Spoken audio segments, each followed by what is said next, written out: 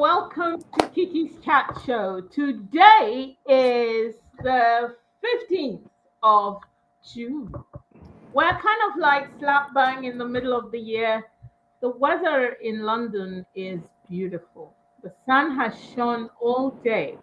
I actually hung my washing out in the morning and I went to collect and it was all dry. Now, this is rare in England. So, normally, I will have a story to tell you before we start the show.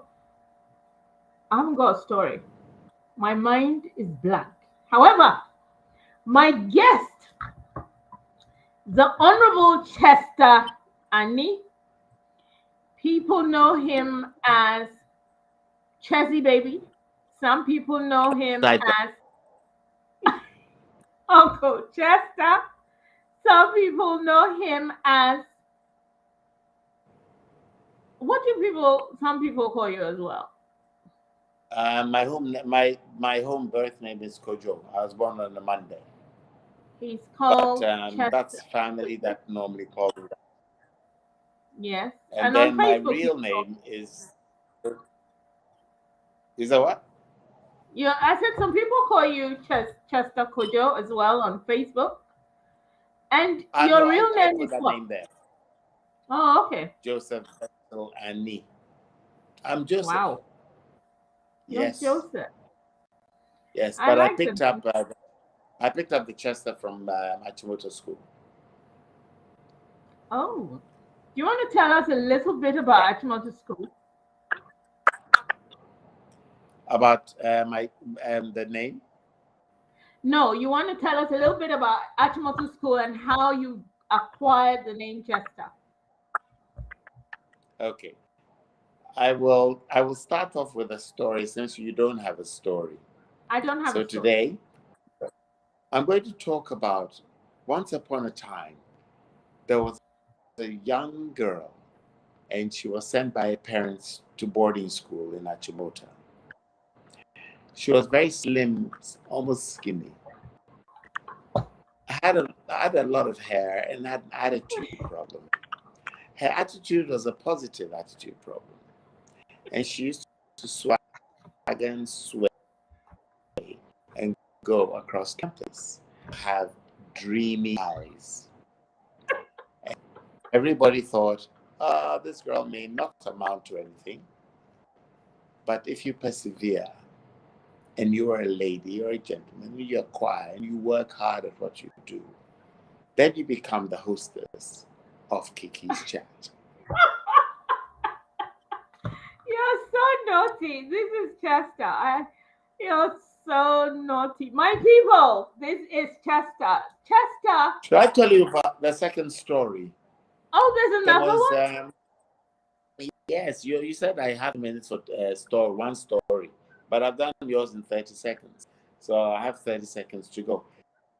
Long ago, a very lovely family, very very calm, very well brought up, had children, lots of loving children, extended family were having a good time. Then somewhere in 1960, 13th of June, popped another child. Little did they know what horror or terror was going to revisit them. The child was tiny as hell, with a head bigger than the biggest coconut you've ever seen in the world. He was sent to many a school. He was brilliant. Then he ended up in Achimota. And then he learned the Queen's English. After all, it's called the Prince of Wales College. But he was a very bad boy. Classes were a waste of time because he felt he was too intelligent. He swept through his O-levels, A-levels, and then ended up, because he knew what a bad boy he was and a criminal he was, he studied law. And then he became a lawyer. The essence of the story is that you might not be expected by your family to conform or to be a certain way, but you are given a purpose for this life, and you are given a dream by your creator. And so you have to find that dream and make something of yourself. You can only mess around for so long. So this little boy, who's still as tiny as hell, who's still a big head and a short body at 62, is a lawyer, but he's not doing the lawyering thing. He's sitting with KIKI's Chat because Kiki claims that people want to know who he is. And so he's here, Chessy Baby at excite.com. If you press my dot, I'll come. Chester, I mean, I'm trying to be very composed here because I remember in secondary school, I used to follow you guys around Livingston House. Do you remember? Yes, And you'd say, come, yes. come, come. We're going off somewhere, and I'll follow you, and I'll be thinking, oh my God, I'm going to be in trouble. You said, don't worry, we're going to be. I never changed. You haven't changed. Oh God, I had Anyway, such a dark soul. I was terrifying, even to myself. you are you're terrifying to yourself. Oh my God. Anyway, people want to know about Chester. And we're going to talk about Chester because as You'll he have to told ask me you the questions. story, Ask me questions because I can't tell you about me. We'll be here I know. for I'm going 3 days. to ask you. I'm going to ask you questions. But before that, I'm going to tell people that the first story was about me. The second story is about Chester, but we're going to drag it, open it a little bit, throw it about, and we're going to kind of dissect it. One of the reasons why I have Chester on the show as well is because in life, everybody, I believe that everybody comes on into this world with a purpose. And Yep. however naughty or exasperating a parent will feel, you will be amazed that it's that child that had that determination, that had all the things that you didn't want them to do. They're the ones who do well. Now, Chester finished Achimoto School. He then pursued his profession, which was law. Chester, at Yes. what age did you qualify to become a lawyer? I finished my LLB degree at Warwick when I was 21. Um, I think I've always been a little bit younger than classmates, but anyway, yes, 21. Um, I finished June 9, 1981. I finished the exams. I had no doubt I was going to pass anyway, so I'd already begun dining at Lincoln's Inn before I even finished my degree. But the bar, I got called the bar in November 1982. Yes, and I was partying in New York City, and then I thought that I was being called the bar. So, wow, my client having a party. traffic from the airport, got home, changed, no shower. Trust me. But that day I didn't take a shower because, well, I was straight from nightclub, airport, New York City to London, then at Lincoln's Inn. And I was called to the bar. And I remember that because, can I mention names sometimes? Yeah, you can. You can. It's your show. You can. Okay. Okay. Because my parents were professional and hard workers and everything. And I think they knew I was up to no good in New York anyway. So I landed and Lord Denning, the master of the rolls, was part of Yeah. the judges calling us. And the part was when he said, he's always been my friend for like 2 years before. When I say friend, he used to talk to me, invite me to the judges' dining table, which was a big deal. You don't go to judges' dining table. And he used to call me Mr. Ghana because he'd been here in 57 or 58 or something like that. And I used to actually go to him and some afternoons to his apartment at Lincoln Gardens and for my bar. And his wife would tea tray with the best of English tea, of course, and cookies. So he used to call me Mr. Ghana. So he just thought, I think he felt sorry for me. I was the tiniest thing possible. Yeah, but right now, you see my muscles. Sorry, I did. Anyway, Oh so God. Lord Denny said, congratulations, Mr. Ghana. And he says, normally you are not supposed to, nobody's supposed to sign anything on your bar certificate. But he says, what the heck? I'm signing your bar certificate. I might still have it. And he, of course, he's passed a long time ago. And standing next to me was my second, I call them my second family. They are Nigerian Ghanaian, and you know them, the Claudenians.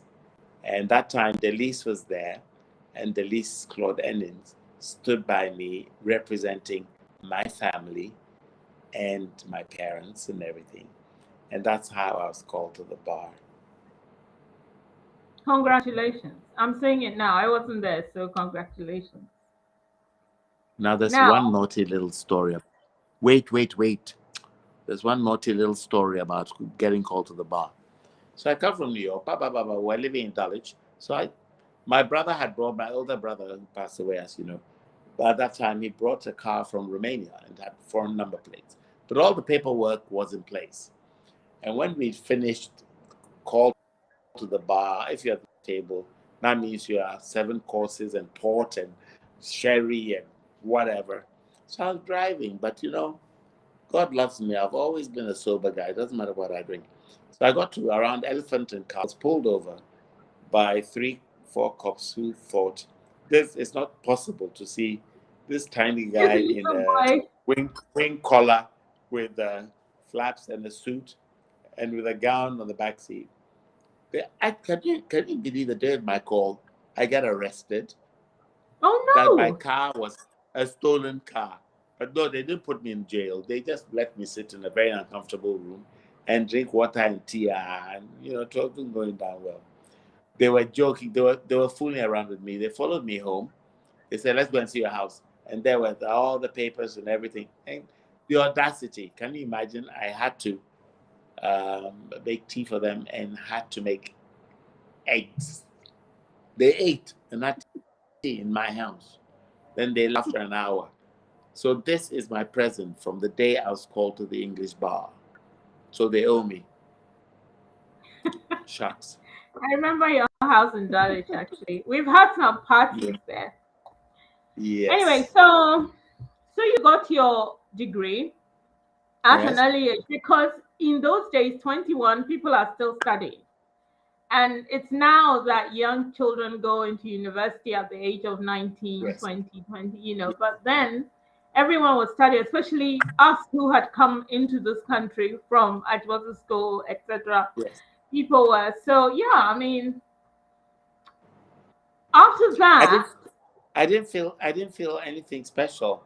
In fact, I think I had a feeling that I had very very good parents, and I just felt that I'd just been Till I party from long. Oh, I be too long. Chai. I party from long. So I just felt I had to do something worthwhile. I chose to do law because I wanted to be a barrister. I can talk, oh, but I talk I with know. sense. I talk with logic and common sense. I just don't talk rubbish. And I'm not afraid of anybody on any level to speak my mind politely, but to the point. So I wanted to Okay. be a barrister. So when I went to Warwick University, I decided now you're growing up and get to be a lawyer and move out of the house and be a responsible adult and stop asking your parents for pocket money. So I wanted to be a lawyer plus a responsible man. And you did become responsible because Very. I I was reading your profile yesterday and I was like, my God, what time do you get to all the things? Anyway, so after that, you were a lawyer, you went to Ghana, you practiced law for a bit, and then you started dabbling in different types of business.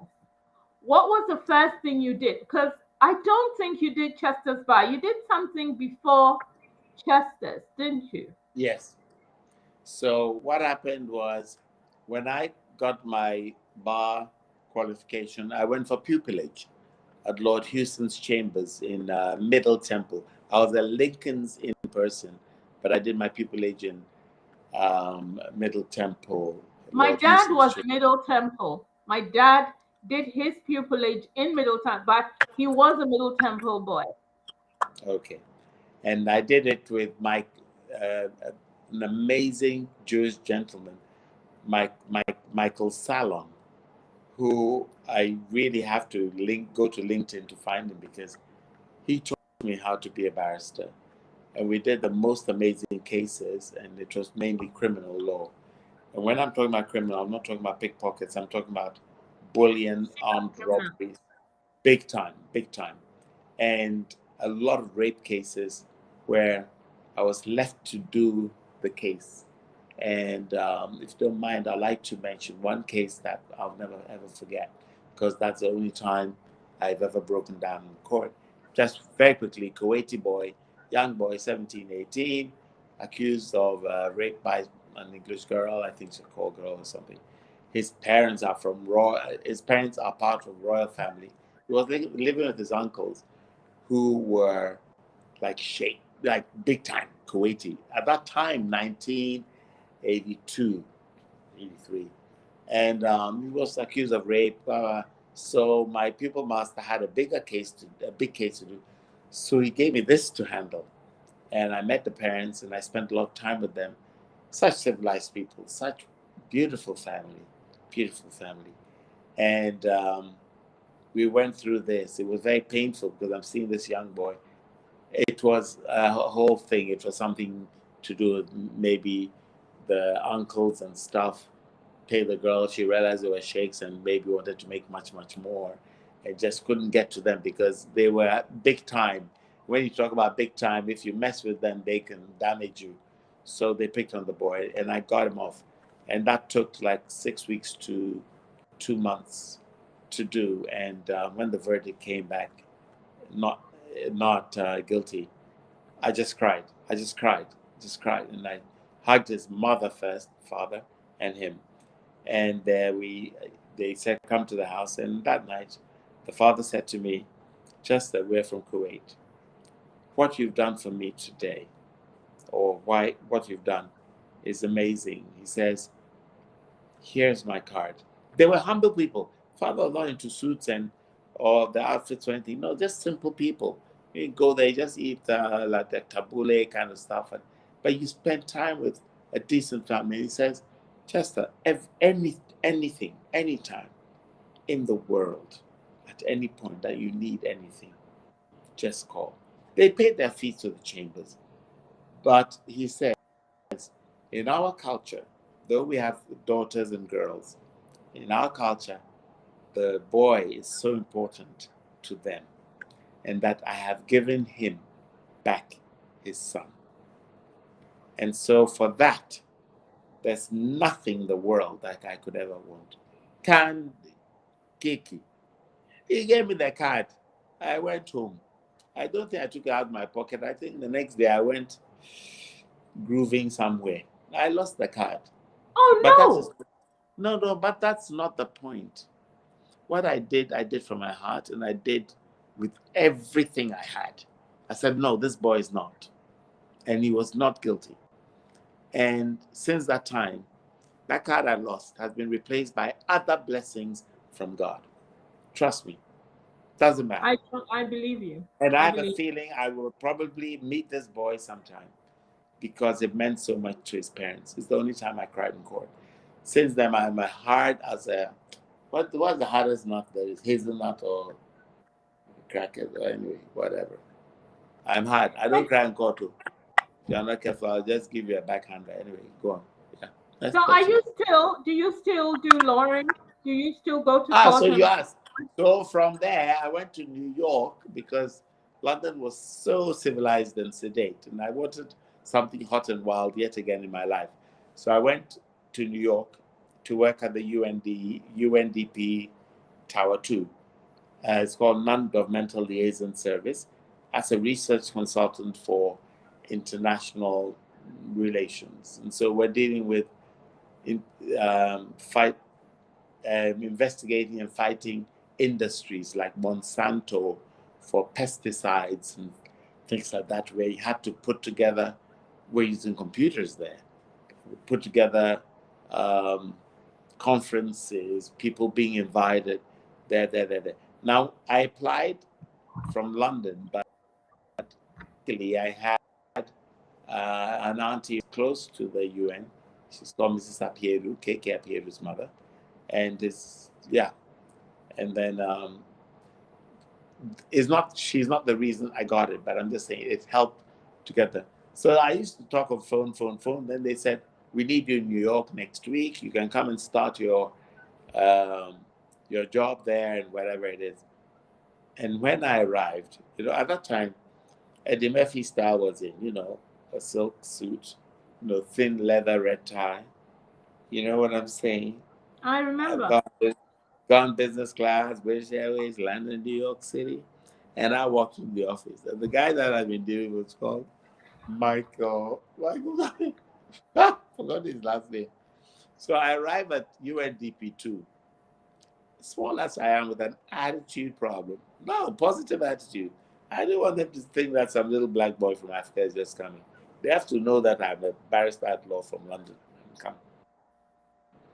I've got, there's so many things, badges to collect. So when I arrived at the office, Michael came. I confused him because they rang up and said, I thought you were white. I said, my dear, I'm black. I'm not an Oreo cookie. I'm black. I'm from Ghana. But I studied law and I speak the Queen. So here I am. Anything to. Then I saw his eyes looking me up and down, looking at my silver kind of suit with that. And everybody was so conservative in that office. Kiki, by the time I left these people about 8, everybody was a scandalous person, and I became a conservative. I destroyed that office. Amazing. Parties, and there were Iraqis, South Americans, Canadians. Everybody used to just have tea at 12 and things. This or sit and sit. Geez, it's 6 o'clock. Everybody at 6 o'clock goes to Paddy's. Irish pub or something. I mean, we'll come back to it, but let's get a break. We sleep in the office from Friday night to Sunday, working, using computers then. I don't even know how to use a computer now. The computers then, organizing conferences, making sure people, the documentation, binding, photocopying. We had to stay overnight. And luckily, the UN is so beautifully equipped, showers, bathrooms. So we just stay there. And I remember once I went out for a pizza and coming back, I just felt, oh, shucks, look at that guy with that gun. Who's he going to shoot at this time? It's only Sunday. So can you imagine I took the guy's gun and ran to the elevator and closed it? Anyway, they found me later in my office. They took it from me. He warned me that never do that again. I said, nah, that's not for me. So, you know, sometimes I'm serious, sometimes I'm joking. But even when I'm joking, I'm responsible. Thank you. You did look after me. I think you bought me my first LP. It was, you said she looked like me on the cover, and you just said, "Look, here, this is for you." I remember that very well, and I kept that LP. I was looking for it today. I couldn't find it, but I've still got it. Trust me, I will find it. At my And time, I have to talk about my time a little bit in America at that time. New York was not like New York of today, but I meet the people like the Eddie Murphys, the Vanessa Williams, the Liberace's, the whatever, the best. And guess what? My cousin KK was working for Ferrari, so his company car was a Ferrari. So he has to take train and bus to work because where he is far. So the Ferrari was available to me. So me, as people are talking Ferrari in Ghana now, they should stop, relax. 1982, 83, I was swinging at 22, 23, swinging my Ferrari all around Manhattan and Queens. And I was studying and working hard. And Vanessa Williams was the most beautiful woman possible, ever. And I made at that many time, friends. Pardon? at that time, Yes, she still is an amazingly beautiful woman. I met Perez de Cuellar, the Secretary General. We became friends. His daughter was a model. I was walking around me. When I'm going somewhere, you have to wear a tag. Baby, I'm a refugee tag, but from UNDP2 to UN General Assembly. Oh, it's too far. I can't go back for the tag. Then, so he met me once in the corridor. He says, "Young man, where are you from?" And I said, "Ghana." He said, "I've heard of Ghana. I love Ghana." Then he says, "But where's your tag?" I said, "I didn't know it was the Secretary General." I said, "Sir, I forgot it at my desk." He said, "Please try and wear it all the time." I'm Perez de Cuellar, the Secretary General. And I said, "Oh, I know your daughter.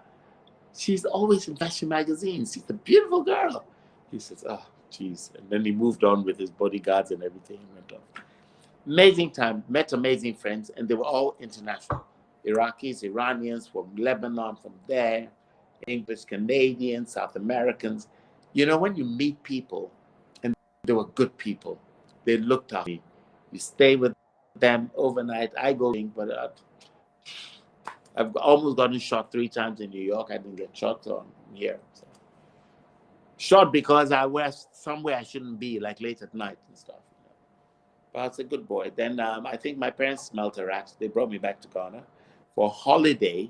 They lied, I think. Anyway, I came in September 84, going back January 85 to do my New York bar. And when I was here in September, I lost all my friends from the Frangajapos, kind of Oriatas, people I went to school with, Marilyn, Ajman Bedu, people, all these people, Desmond Osap. I'd lost touch with them. They'd all gone away because I left Ghana the year we got A-levels, and I think they come late, so nobody was here. So I used to roam the streets looking for friends, and that's how I got a large Lebanese community of friends. I met a very nice gentleman, Elias, half Ghanaian, half Lebanese, and then there. So I was bored. I had nothing in my spirit to open a place like this. Nothing. I'd never thought about I would own a bar, a restaurant.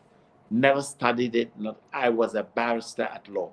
Even that time in New York was getting frustrating because I wanted to robe. And so my parents didn't make me stay in Ghana, but I asked my mom for that space. And it's the same space as we're talking today, 37 years later. Same space.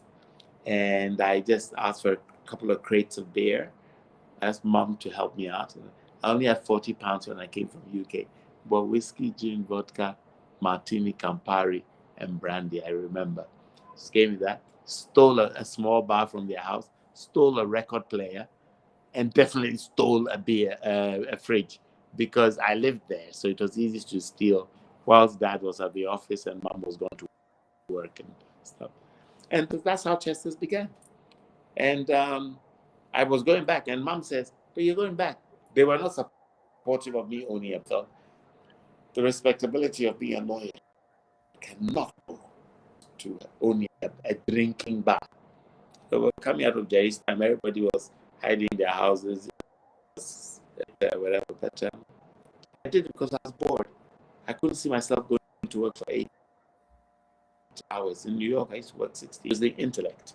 When I come to Ghana, I go to my dad's factory. We are closed at 5 the night. I have no friends. So I opened, and that's how I made friends. And they came in, and 37 years later, I'm still here. And so on Christmas Day, 84, I just went to Dad. Mama traveled. I went to Dad, and I said, Dad, Merry Christmas, New York. But I immediately signed up for the Ghana Bar. And I got it in September. And I went to work with Willie Fuga and Company for a good 9-10 years. Yes, in court, Wigan, Roby, in the most difficult situations. But do you know I was the bridesmaid for Willie Fuga and his wife when they got married? I was a tiny little bridesmaid. oh, I see. Yes, I it's a see. small world, a very small world. And Willie thought I was just an amazing barrister. He said, you have a gift of the gab, and you're good at what you do. You like research. You're intense. So every day, send me to court. My first client, the original litigants had died in 1961, 1 year after I was born. And I'm coming to deal with a file like that. I mean, I wanted to shoot somebody. So I came, and my biggest problem here has been I looked like a kid, Kiki. And still, it's a problem. This 62 is out of the question. People are talking 35, 40, 42. Nobody's gone over 45. It was very tough going to court.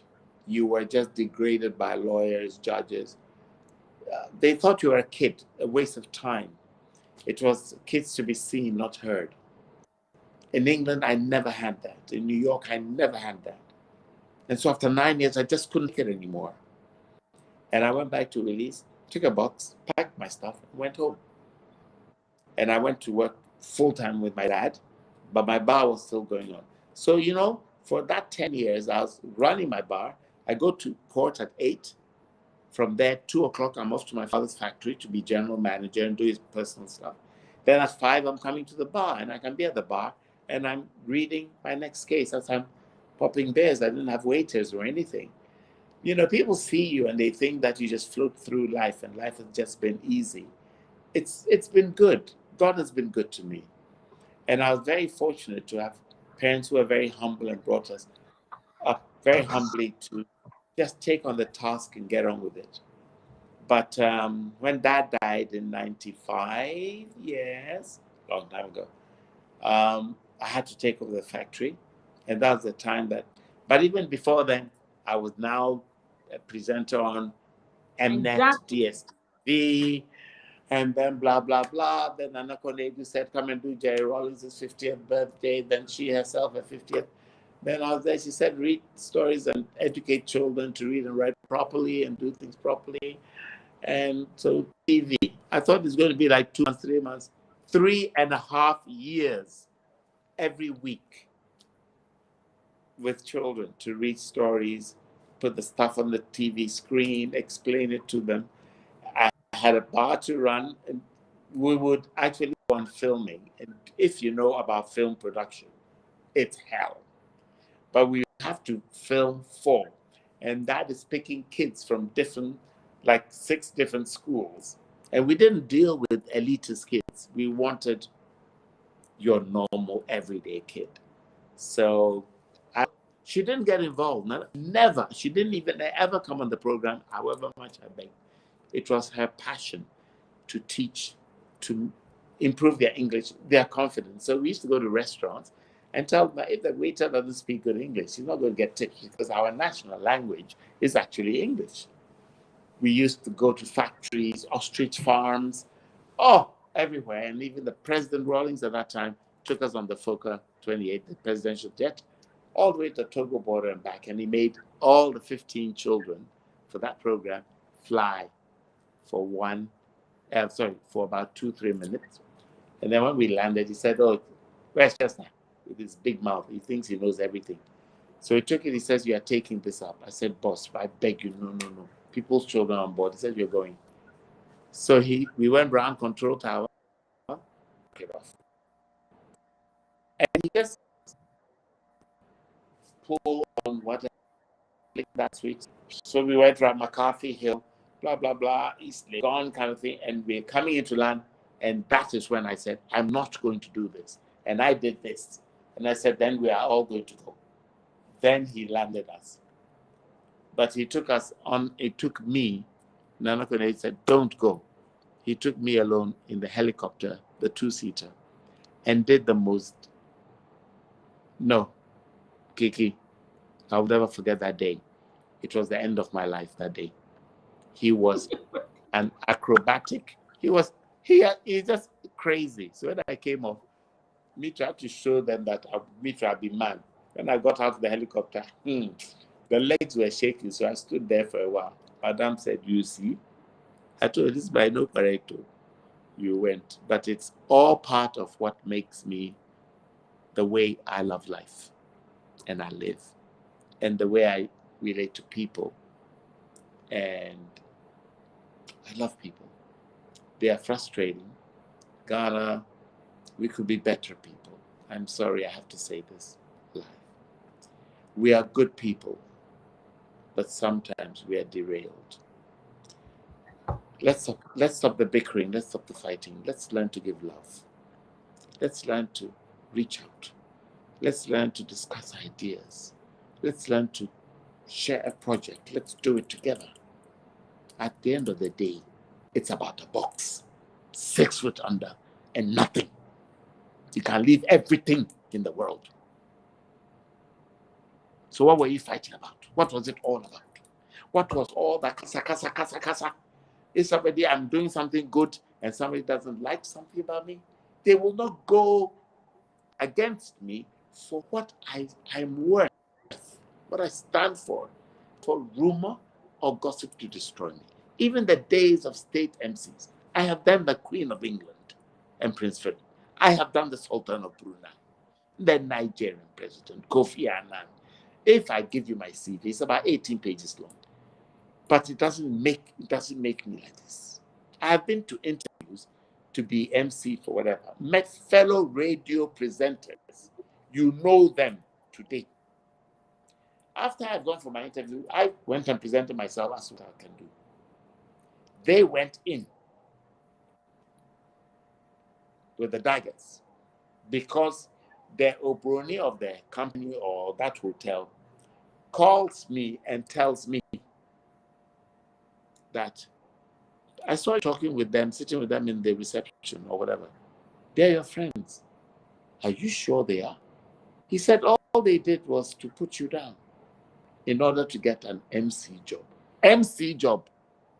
After I had already 95, 96 through Heaven Mensa and whatever, present you on DSTV, Mnet, etc.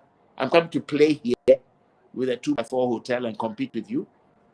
My profession is barrister at law. I was raised. Size matters. So you look young. So your opinion is whatever. You are smallish, so therefore. It's all true. I'm a powerhouse. I will remain to be a powerhouse. Bring it on and I will deal. But it's not going to get there. You know why? I just turned 62. I have developed a lot of patience for people. And the best part of it is that when you weigh the pros and the cons lose. KIKS, they love me. You said at the beginning of the program. They care for me like you can't believe it. It's almost embarrassing. They have time for me. They reach out. They give me the world. They raise me up. You raise me up to walk on higher mountains. You raise me up to stand on stormy seas. You have a nice voice as well. I know. Oh, so tell You me. raise me up to more than I can be. I've got people who raised me every day from morning to noon. I've dealt with royalty, I've dealt with presidents, I've dealt with ministers, and I've dealt with taxi drivers, coconut sellers, watches sellers. And the way you treat them and the way you handle them, God, they comes from them. They are proud of me. They are proud to know me. They don't judge me. They don't look at me with gossip. Unfortunately, I have to say this on this platform. People in my corporate environments, people that I work or people that maybe I even went to school with, are the ones that the daggers are the sharpest. So I take my people. I take my ordinary man who is proud, who says, hey, Uncle Tess, you're a hot man. Oh, you like your trousers that you are wearing, you like your shoe, where do you better? They'll polish it, they'll iron, they'll do, because they want to see you go. They want to do a selfie with you, a picture with you. They're proud. And I'm so proud of Storytime. All those bloody kids at Storytime are now in their late 20s, early 30s. Kiki, you go to bank, insurance company, supermarket, airport, even on the plane in Geneva, Amsterdam, you'll meet somebody who says Uncle Chester. It brings me to tears because I didn't know I was doing something that impacted somebody.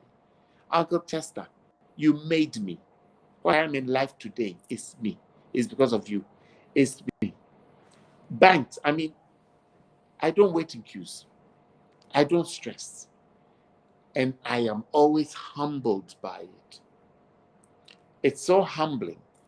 So I have nothing. I don't have jewels. I don't have exotic vehicles. I don't have houses. I have life.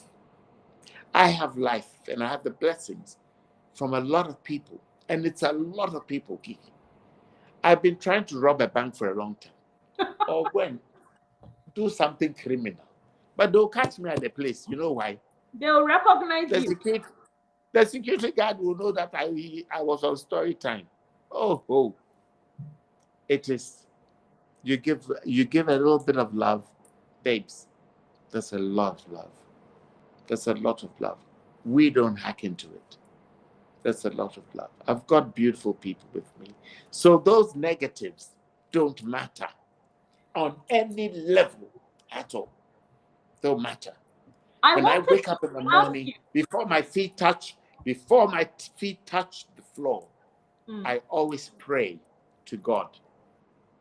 It might be 1 minute before I rush to go and take a pee. I come back. I pray and I thank Him for life. And I don't wake up with a bad thought of anybody in my head. I've never gone to bed bearing grief, something against somebody. What is it about? It's 24 hours in a day. Any number can drop. People drop all the time. I could drop. Death is not something I'm afraid of. It is how, perhaps, but I'm not afraid. And every minute of the day, I'm the hardest boss you could ever work for, myself, tell you, that they want for nothing. They want for nothing. And it's not about money. It's about the care. It's about the love. It's about the umbrella when it's rainy and stormy. And I simply walk into my house. How is it possible this one will walk in the rain? If call Bolt, this is okay. I said call Uber. You are going Uber, I'll pay. It's nothing to do with your salary. I've got to care. Food I've never eaten and given bottom of plate to somebody to eat. If I'm cooking, I cook a lot. I call them, I say, idiots, do you want food? They say yes. Okay, I'll serve you. I will take a tray and I do it properly. Cutlery, napkin. Then I'll go and serve them at the bar. Because I'm trying to tell them that somebody loves them. I'm trying to tell them, learn how to do it properly, because one day you will understand what it's all about, and somebody will do it for you. You should be able to teach somebody the good things about life. You know something, every morning, the Lord throws down hardship, rain, poverty, things. He doesn't hate us. He loves us. But he brought us to the world to be somebody. And that somebody could be your driver. Your life is in the hands of your driver. Your life is in the hands of your houseboy or housegirl. Don't ever look down on them. They are somebody. Careful of the ones who think they are somebody. Who, when they crap, they don't stink. Sorry. There are ones you should be scared about. And I don't have that time. Sorry, I've been ranting, but I'm not ranting. I'm telling you, you asked me what brought me to Ghana. 37 years. I could have chosen to go to New York. Maybe I'll earn $10 million and get shot on the street by some stupid robber. I'm in Ghana. And if anybody out there thinks I'm not somebody, I am somebody. My name is Chester Anie. And I don't like the Anie because I only use Chester. I don't like people calling me honorable, boss, it's all titles and rubbish. Call me Chester. Leave my surname out of it. Because one day I might do something wrong. And I don't want my surname to embarrass my mother or my siblings or my family. I'm a man. I stand on my own 2 feet. If you have a problem, come. My name is Chester. That's all we need to say. Leave the Joseph and all that. My name is Chester. It's a household name. I am somebody. I am humble, somebody. You can ask me for anything. Don't tread on me. Don't look down on me. Don't talk down to me. Don't rubbish me. Because when a rabbit squirrel jumps on your neck, it doesn't let go. And I don't want some idiot to waste my time to change my persona. I'm a good person, even if I have to say so myself. I spend my time loving. I love people. I'm passionate. I'm passionate. I'm not a lover. I love romance. It's not about sex. It's not about whatever. Oh, I'm a kisser. But you better really have a nice mouth or it ain't happening.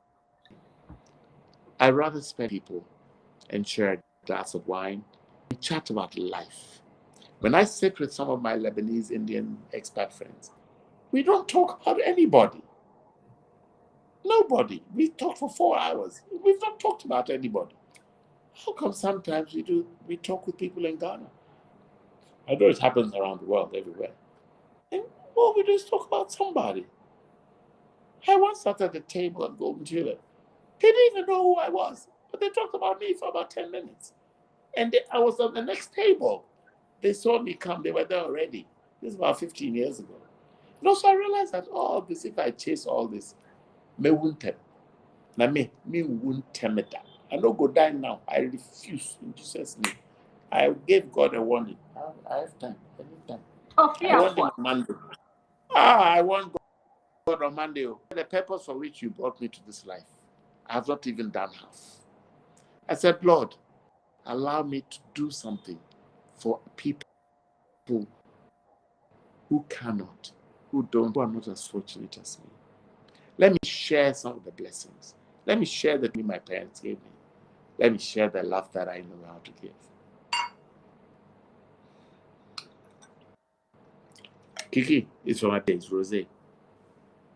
I can see that you are having fun. Well, I've got my cup of tea, so cheers. Because it's KIKIS CHAT. Eh?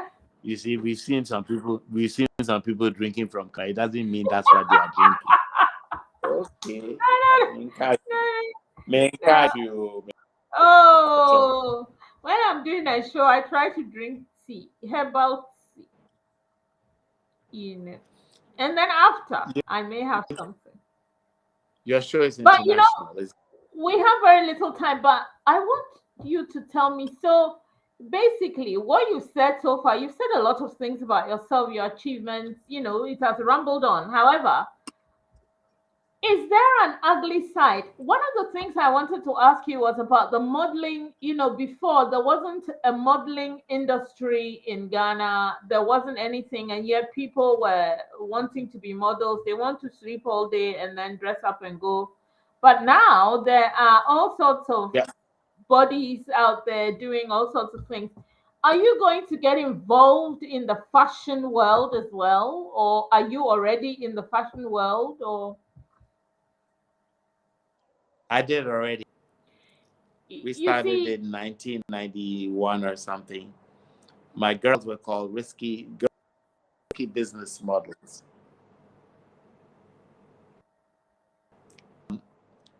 When you say people just get up and do, it's because they have nothing. Nobody's guiding them.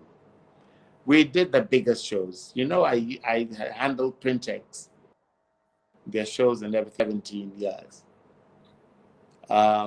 And when I started with Printex, my dad was alive at his own textile company. It's not about negative competition. It's about doing things to survive. Black and white, we started black and white.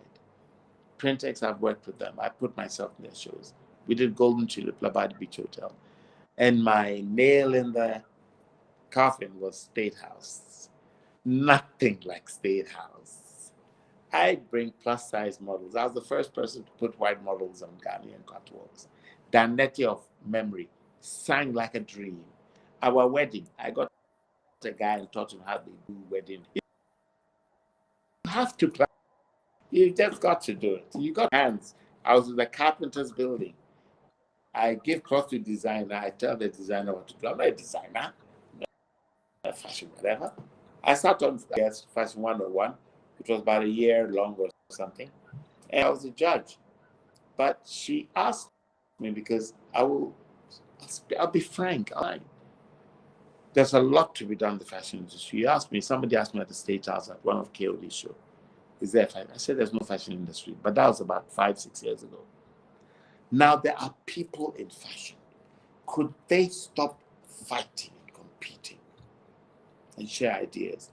Because we only have ourselves to break ourselves into the real world. If you go to South Africa, you go to Kenya, you go to Nigeria, you go to Cote d'Ivoire, Togo, Benin. Hey, mama, what is outfit? What is clothing? What is design? We fight too much here. Cut corners, whatever. But it's coming. It's coming. I believe in it, and I would like to do one more show, and I'll be using my models from all those years ago. Wendy Oh, use Latizan, me. it be Use me me. as well. Doris I'll do Adom, the I am plus Doris. size. I am Doris. Wendy Latizan, all these people, they've passed through my hands.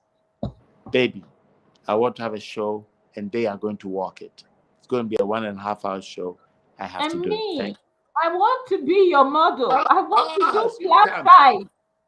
Yes. No, but I can stuff you up if you are not plus size. But your dreamy eyes must open the catwalk. You've Ah, always had dreamy eyes. We are born. I will put eyelashes in. I will No, do. don't spoil the eyes. It's the way Oh you no, chat. it will Even when you are enhance it. driving, Hey, you say you are going to studio, then you be making your eyes some way. It's confusing me here in the crowd. Yeah, oh, Chester. I mean, this has yes, been yes, an interesting because you've just kind of rumbled on, but it is very inspiring indeed. I need to know what you will say to young people coming up who think that, because I think one salary is not enough, and I think people should be a little bit more creative. And I don't know what advice you have for young people.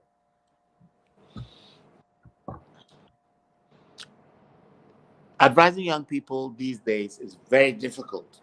The reason is the adults themselves have become irresponsible. Parents are not there. People at the workplace are taking advantage. People at places. So what do you want me to tell young people? I had a concept. I wanted to hold a 1 week or a 3-day conference, seminar thing, and bring in JSS, SHS especially, who are getting ready for university, to tell them that you don't have to be a lawyer, engineer, or doctor. Take it to find a carpenter, plumber in Ghana. It's like looking for Christ himself. Where? Shy. We've put in minds of people money, the lust for money, the lust for physical, the lust to cheat, bring down. It's got to stop. We must learn to teach the young people something good. They want it. They are hungry for it. I know so many young people who are doing 2-3 jobs, and they are good kids. They are not running around doing anything wrong. I know your program's international. I'm not knocking Ghana, because it's happening in the UK, it's happening in the US, Canada. They are shooting people even there. So it's not only us. I'm just talking about young people in general. Just a conversation, and let them grow. They might say the wrong thing. When we're kids, you get a knock like a knock and a half. Right now, let's use talking. Let's use adventure. Let's use shows. Let's allow them to paint, to draw, to sing, to dance. Had I known, my parents, they should have dropped that law and let me just go and do football. Like by now, I'm a billionaire. I would always be talking to you. You just look at me, poor as a church mouse. No, you're not church. poor. You yourself said it. You're not poor. I'm not poor. I'm rich in spirit. God loves me. Indeed. I got plenty money. You are rich. Come and look my wardrobe. Close the inside. I want to say one last thing, just in case. My life has been a blessing, not from childhood. I think that time when I opened the bar and thought, oh, it's such a waste of time, I met people from 7 continents of the world. I say from presidents, ambassadors, consular people, embassy people, not necessarily white. When you say no, people think it's white. I met prostitutes that people looked down, but I would sit with them for 3-4 hours. And then you always story. He's got to come inside and sit at the bar with me. I've got to buy him. How he's doing. I care about how my waitresses. They're so important. So it's been years of the Justice, which is now called Garden 84. It is the smallest of any. I'm not boasting, I don't brag, I'm not fighting with anybody.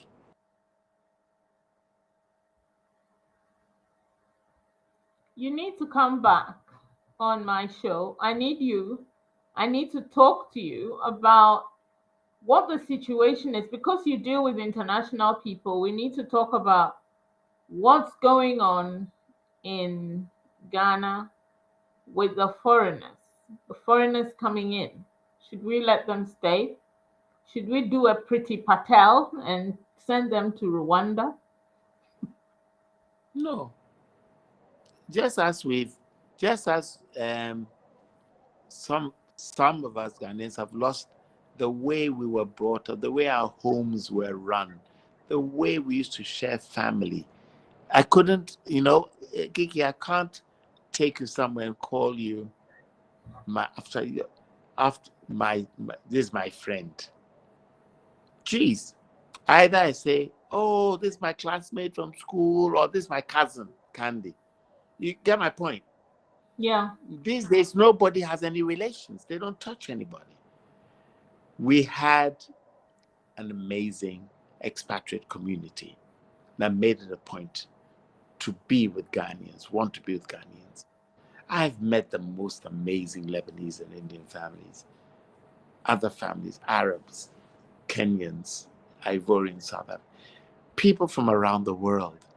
When we sat at Chester's Bar, we didn't care your title. Presidents were coming here, World Bank leaders were coming here into my silly small place. Those days were the blue plywood chairs on iron rod or whatever it's called. These days, I've attempted to buy fake plastic chairs and put cushion on top with glass tables and umbrellas. But that time was 150, 200 people. And everybody knew everybody. And let me tell you what's nice.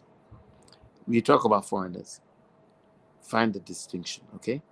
We have third generation Lebanese, third generation Indians. They have built this country. They build factories. They employ thousands and thousands and thousands and thousands of people. They have standards. You go to their homes, they don't even eat Lebanese food. They'll put the best fufu or kinky on the table that you have never tried. They will ring in the house and check on the health. They will come and visit. Your birthday, they won't come because they've got something to do. But they'll send you a box of wines or something. And they'll say, Tessa, you have a bar. Don't be giving your drinks out for free. I'm sending you this for the party. He, the person who said this, is not coming. Let's learn that there's something more to this life. So I'm waiting for part 2. Anytime you want it, I'm ready. We're gonna have part 2. I mean, enough, right? From me, Chessie, baby, at excited. My darling Chessie, Press my button, I'll come. Do you remember the LP? That is very, very important. One song that's important. All this. Old Melvin, Blue Notes, Teddy Pendergrass. Wake up, everybody. No more sleeping in bed. No more back to thinking. But to thinking. The world is so very loud. From what it used to be, there's so much laughter. Yeah, that's it. I used to love that people, song. Leave the kids alone. Grow kids like rose plants. Grow them like oak trees. The world needs green trees, but they need human trees too, and that's the kids. That's it. Yes. This has been an illuminating discussion, and we have to carry on. We have to have another one, part 2. My TV people are going to be cross with me because we've done over the 45. But they, they can cut whatever they want. I didn't want to cut any bit of it. So thank you so much for coming. We have to do this next month. I have really enjoyed this chat, and you've taken me back, and the LP you bought me was One Day I'll Fly Away. Oh. Give your love to yesterday. I'm going to, wait. This is my favorite song in the world. Fly to the moon, let me play among the stars. Let me see what spring is like on Jupiter and Mars. In other words, darling, kiss me, fill my heart with song, and let me sing forevermore. You alone I long for, and I worship and adore. Oh. I love you. I say I love you. I say I love you. And I say I love you. Thank you. Fill my heart with song and never. Oof. Oh, music is Thank you so much, guys. Thank you for staying on and enjoying the show with us. Chester, you have made the show quite a light but fun but serious show, which is in character. It is in your character, and a lot of people have enjoyed this. So I'm very grateful for that. And you know what? I shall find music and play it the next time you come on. Okay. And please tell the Lord to love me a little bit. I've been scratching card and doing low to I know they chop. Why? Don't worry, I'm gonna win and I'll share with you. No, I want to be my own thing. Tell the Lord, pray tonight. I want to... Bye, people. Bye, people. Love you loads and be well. Keep well. Stay well. Bye. Thank you.